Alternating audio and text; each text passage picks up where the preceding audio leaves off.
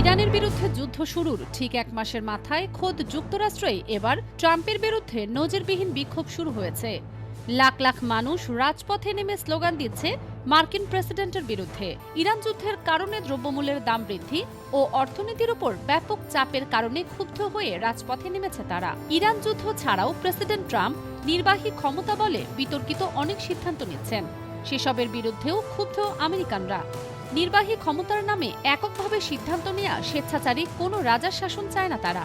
ইরানের যুদ্ধ, মুদ্রাস্ফীতি, অভিবাসী দমন, গর্ভপাতের অধিকার সীমিত করা সহ নানা কারণে তাদের ক্ষোভের পাত্র ট্রাম্প। এর আগে গত অক্টোবরেও প্রেসিডেন্টের নির্বাহী ক্ষমতার অপব্যবহারের বিরুদ্ধে বিক্ষোভ আয়োজন করেছিল নো কিংসের আয়োজকরা। সেবার প্রায় ৭০ লাখ মানুষ অংশ নিয়েছিল। গিনেস বুক অফ রেকর্ড জানাচ্ছে যুক্তরাষ্ট্রের ইতিহাসে সর্ববৃহৎ আন্দোলন ছিল সেটি। তবে এবারের সংখ্যা সেটিকেও ছাড়িয়ে গেছে বলে মনে করা হচ্ছে। এই